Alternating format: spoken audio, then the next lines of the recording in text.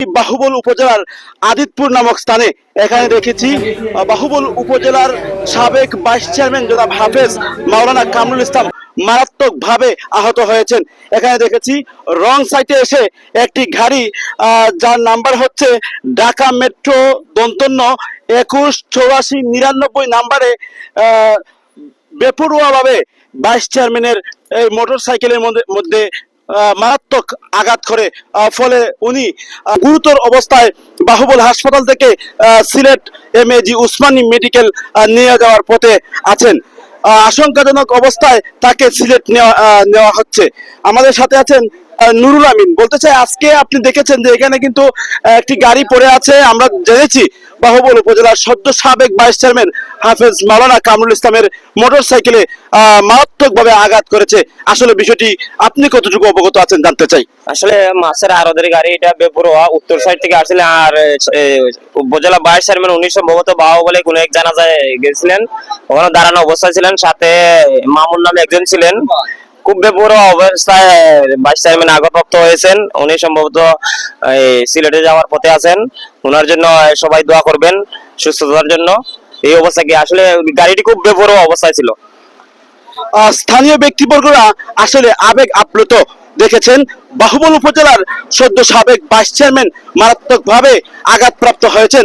মরণাপন্ন অবস্থায় তাকে সিলেট অভিমুখে নিয়ে যাওয়া হচ্ছে। সকলের কাছে দোয়া কামনা করছেন স্থানীয় ব্যক্তিবর্গরা। বাহুবল থেকে ভাইস চেয়ারম্যানের মোটরসাইকেল হয়ে আদিতপুর গ্রামের নুমান মিয়া সহ দুইজন ব্যক্তি এসেছিলেন। এমত অবস্থায় উত্তর থেকে আসা মাছের আড়তের পিকআপ লাইনচ্যুত হয়ে এই ভাইস চেয়ারম্যানের মোটরসাইকেলে আঘাত করে। এমত অবস্থায় আর কে কে ছিল ওনার সাথে জানতে চাই।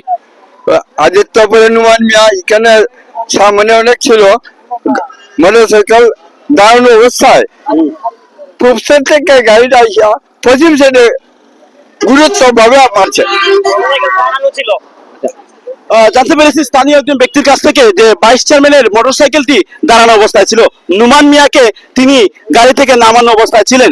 এমত অবস্থায় বেপরোয়া ভাবে তার রং সাইডে এসেই এই মাছের আড়তের গাড়িটি ভাইস চেয়ারম্যানের মোটরসাইকেলে আঘাত করে।